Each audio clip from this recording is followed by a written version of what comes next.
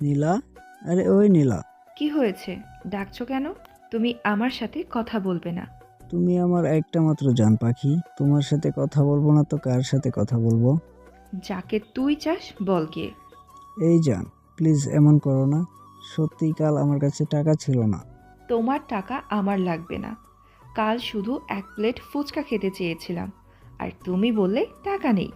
ভুল করে ওয়ালেট বাসায় রেখে এসেছো। সরি, আচ্ছা এই নাও আমার ওয়ালেট। আমি আর এটা নিব না। তবুও প্লিজ রাগ করে থেকো না। ওই, আমাকে দেখে কি তোমার লোভী মেয়ে মনে হয়? তোমার ওয়ালেট কেন আমি নিব? আচ্ছা বাবু, নিতে হবে না। কাল এক প্লেট ফুচকা খাওয়াতে পারিনি। চলো আজ যত প্লেট ইচ্ছে খাওয়াবো। বাট প্লিজ এমন করে থেকো না। তোমার সাথে কথা না বললে যে আমি এক মুহূর্ত থাকতে পারি না। প্লিজ। আচ্ছা ঠিক আছে, ওয়ালেট থেকে 1000 টাকা দাও। ওকে দিচ্ছি, বাট কি করবে? তুমি যেদিন পার্স রেখে আসবে সেই দিনের জন্য। হুম, ওকে। এই, একটা কিস দিবে?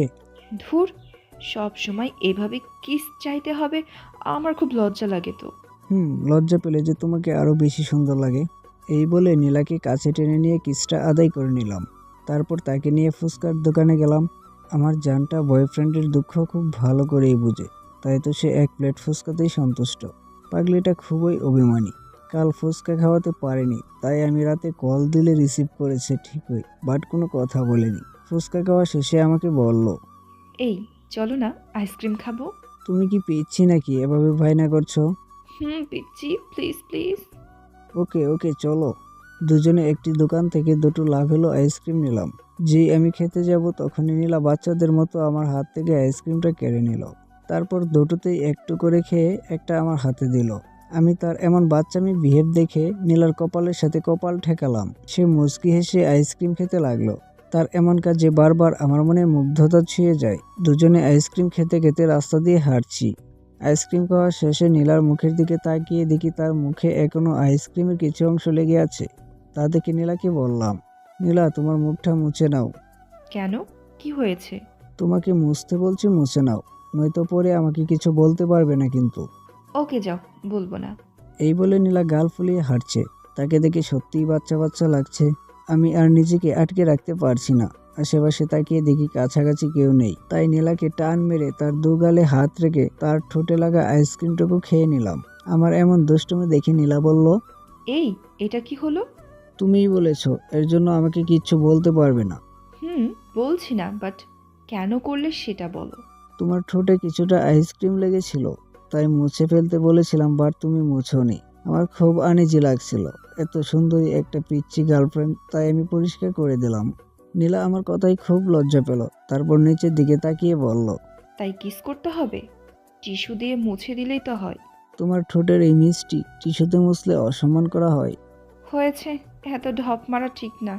এসব তোমার কাছে ঢপ মনে হচ্ছে? হুম, সবই কিস করার জন্য করছো। আমি তার কথায় মুচকি হেসে দুজনে আরো কিছুক্ষণ ঘুরে বাসায় ফিরলাম। কিছুক্ষণ পর রাস্তায় বের হতে একটি মেয়ে দৌড়ে এসে আমাকে জড়িয়ে ধরলো। আমি তাকে সাথে সাথে ছাড়িয়ে তাকিয়ে দেখি আমার একমাত্র ছোট বোন মারিয়া। ও এতদিন মামার বাসায় বেড়াতে গিয়েছিল। আমি ওকে দেখেই খুব খুশি হয়ে বললাম, মারিয়া তুই কখন এলি? ভাইয়া, আমি এখনই আসলাম। আর এসে দেখি তুমি বাসা থেকে বেরিয়ে আসছো, তাই দৌড়ে এসে জড়িয়ে ধরলাম। ওকে এখন বাসায় যা, আমি একটু আরিয়ানদের সাথে দেখা করে আসি। ওকে যাচ্ছ, তার আগে বল, ভাবি কেমন আছে? ভাবি মানে? সে আবার কে? আমি মনে মনে ভাবলাম নীলার বিষয়ে মারিয়া আবার জেনে গেল না তো, কারণ নীলা ওর ক্লাসেই পড়ে। ভাইয়া, আমি কিন্তু সব জানি। নীলা ভাবি কেমন আছে? ভালো আছে। বাট তুই জানলি কিভাবে? আমি কিছুদিন আগেই তোমাকে নীলার সাথে দেখেছিলাম। তারপরে আমি ওকে জিজ্ঞেস করলে ও আমাকে বলেছে তুমি নীলাকে অনেক ভালোবাসো। ওকে জেনেছিস ভালো। প্লিজ আমার ছোট্ট আপু কাউকে বলিস না সব। বলবো না, কিন্তু এর জন্য আমাকে কিছু টাকা দিতে হবে। কেন, তুই টাকা দিয়ে কি করবি? আমার বান্ধবীদের তোমার পক্ষ থেকে ট্রিট দেব, কারণ ওরা সবাই তোমার উপর ক্রাশ খায়। ওদের জানিয়ে দেবো নীলা আমার ভাবি, আমাদের সাথেও ভাবিও থাকবে। আচ্ছা ঠিক আছে, কাল সকালে নিয়ে যাস। এখন বাসায় গিয়ে চিংড়ি মাছ ভুনা কর। আমি সন্ধ্যায় ফিরবো। আমার কথায় মারিয়া হ্যাঁ বলে বাসায় চলে গেল। আমি আর না দাঁড়িয়ে আরিয়ানকে কল দিয়ে বললাম আমাদের ব্রাজিল বন্ধুকে নিয়ে মুড়ে আসতে। আজ আমার পক্ষ থেকে ওদের সবাইকে 7 আপ খাওয়াবো। তারপর দোকানের সামনে এসে বসতেই ওরা সবাই চলে আসলো। আমাদের বন্ধুদের বেশি আর্জেন্টিনা। আর একজন ব্রাজিল সাপোর্টার। 2 লিটার একটা 7 আপ কিনে সবাই মিলে 7 আপ পার্টি করলাম। রাতে বাসায় ফিরে খাবার খেয়ে ঘুমিয়ে গেলাম। পরের দিন মারিয়ার ডাকে ঘুম থেকে উঠে ফ্রেশ হয়ে এসে ওকে কিছু টাকা দিলাম। তারপর রেডি হয়ে নীলাদের বাসা থেকে কিছুটা সামনে এসে দাঁড়ালাম। আমার পড়া শেষ হয়েছে প্রায় 2 বছর আগে। নীলার সাথে রিলেশনও প্রায় 4 বছরের। সে এখন আমার ছোট বোন মারিয়ার সাথে অনার্স 3rd ইয়ারে পড়ে। আমি এখন একটি বেসরকারি প্রতিষ্ঠানে একটি উচ্চ পদে জব করি। প্রতিদিন নীলার সাথে ওর কলেজ যাওয়ার পথে দুজনে একসাথে যেতে যেতে কথা বলি। কলেজ থেকে কিছুটা দূরেই আমার অফিস, তাই তাকে নিয়ে প্রতিদিন বাইকে করেই কলেজে যাই। কলেজের কিছুটা আগেই তাকে নামিয়ে দেই, যাতে কেউ বুঝতে না পারে আমরা রিলেশনে আছি। লুকিয়ে লুকিয়ে প্রেম করার অনুভূতিটা সত্যিই খুব অসাধারণ। এসব ভাবতে ভাবতে নীলা ভরে ওঠে। এই, কি ভাবছো? আমি কখন থেকে ডাকছি, কথাই বলছো না। আচ্ছা নীলা, তুমি মারিয়াকে কেন বলেছো আমাদের মধ্যে রিলেশন আছে? মারিয়া আমাদের দুজনকে একসাথে দেখে ফেলেছিল, তাই বলে দিয়েছি।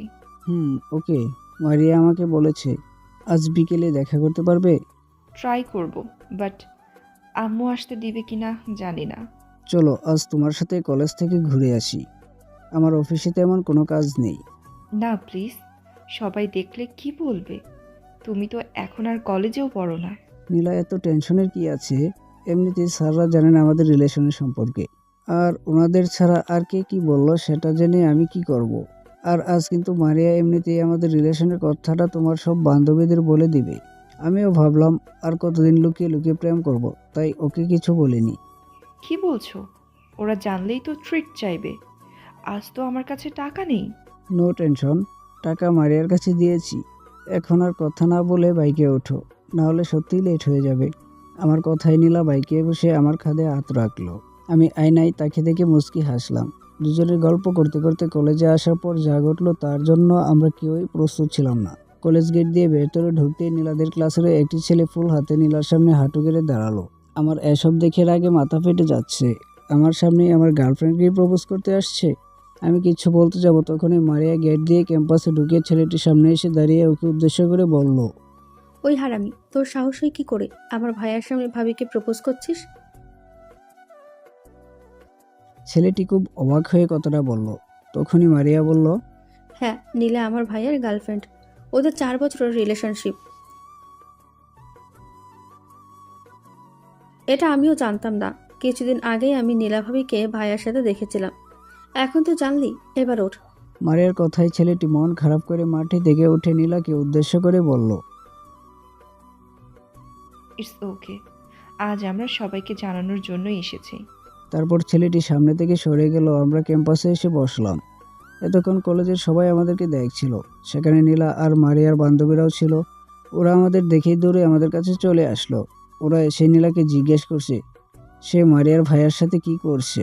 তখনই মারিয়া ওদের সবকিছু খুলে বলল। ওদের মধ্যে কয়েকজনের মুখ চুপসে গেল, কারণ ওরা আমাকে পছন্দ করে। শুধু বান্ধবীর ভাই বলে বলার সাহস হয়নি ওদের। আমি ওদের সাথে কিছুক্ষণ কথা বলে নীলা আর মারিয়াকে বলে কলেজ থেকে সোজা অফিসে চলে আসলাম।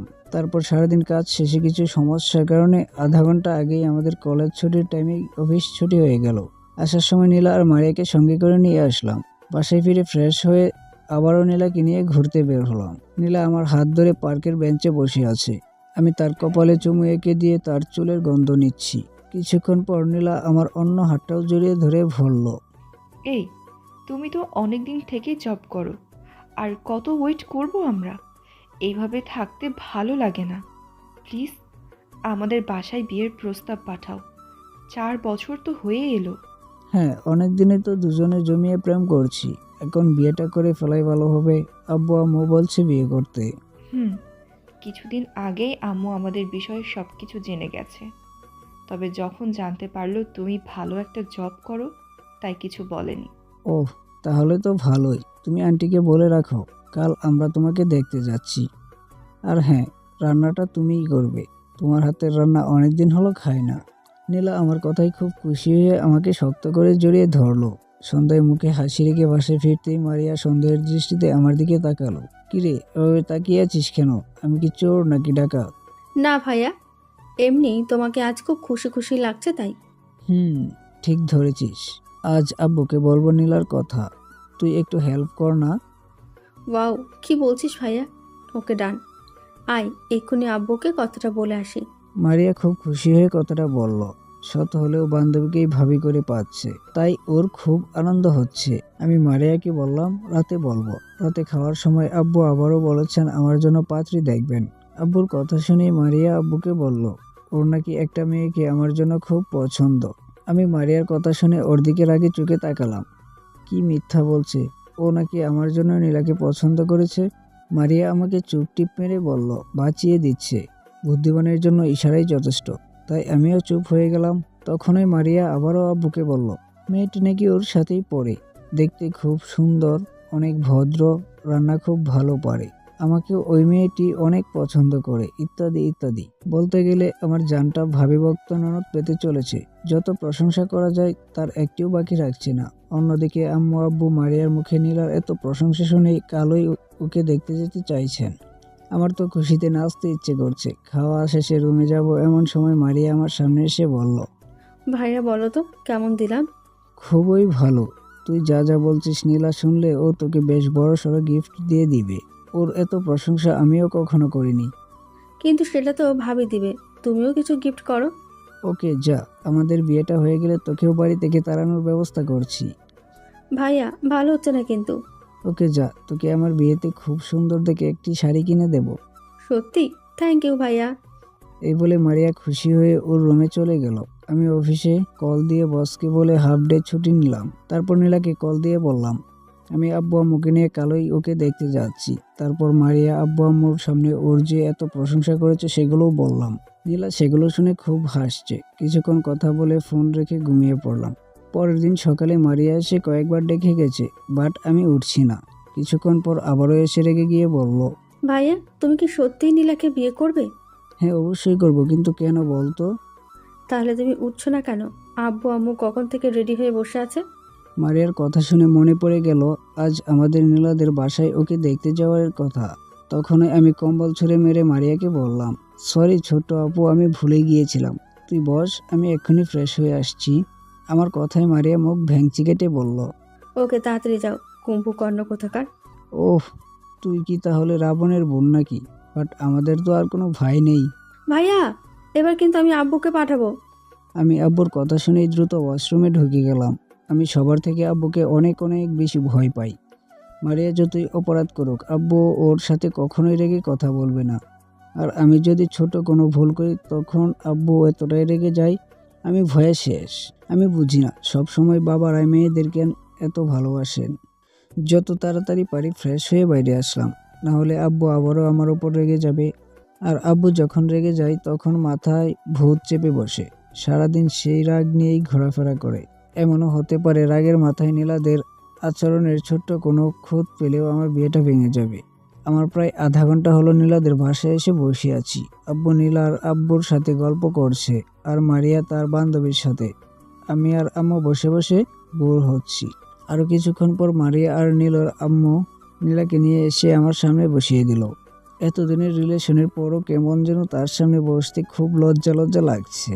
আব্বু আম্মু নীলাকে দেখে অনেক পছন্দ হয়েছে। আম্মু আমাকে জিজ্ঞেস করেছে মেয়ে পছন্দ হয়েছে কিনা। আমি আম্মুর এমন কথা শুনে মুচকি হেসে মনে মনে বললাম আম্মু, যাকে আমি প্রায় 5 বছর আগে হৃদয়ে এঁকেছি শত কল্পনায়, তাকে আমি পছন্দ করব না, সেটা কিভাবে হয়? এদিকে আমার মুখে হাসি দেখেই মারিয়া আব্বুকে বলল আমার ওকে পছন্দ হয়েছে, তাই এভাবে হাসছি। তারপর আব্বু আম্মু নীলাকে বউ করে নেওয়ার জন্য রাজি হয়ে গেলেন। বিয়ের দিন তারিখ ঠিক হলো 15 দিন পর। তারপর মারিয়া বলল ভাইয়া ভাবি তোমার সাথে কথা বলতে চাই। আমি ওর কথাই কোনো কিছু না বলেই উঠে নীলার সাথে রুমে চলে আসলাম। নীলার সাথে সাথে রুমের দরজা বন্ধ করে আমাকে শক্ত করে জড়িয়ে ধরলো। তাকে আজ এতটা খুশি লাগছে যা এর আগে একবার দেখেছিলাম, যেদিন আমি তাকে প্রপোজ করেছিলাম সেই দিন। আমার জানটা খুশি তো? হ্যাঁ, খুব বেশি আনন্দ হচ্ছে। তাহলে এই আনন্দে আমাকে একটু মিষ্টি মুখ করাও। হুম, তুমি বসো, আমি এক্ষুনি মিষ্টি নিয়ে আসছি। এই, কোথাও যেতে হবে না, মিষ্টি তো তোমার ওই ঠোঁটেই লেগে আছে। যাও, আমার লজ্জা লাগে। তাই? নীলা আমার কথার কোনো উত্তর না দিয়েই আমার দিকে ধীরে ধীরে এগিয়ে আসছে। আমি তার কোমরে হাত রেখে টান মেরে আমার কাছে নিয়ে আসলাম। সে লজ্জায় চোখ বন্ধ করে ফেললো। আমি তার কোমর ছেড়ে দিয়ে 2 গালে হাত রেখে নাকে নাক ঘষলাম। তারপর তার ওই মিষ্টি ঠোঁটে ঠোঁট ডুবিয়ে দিলাম।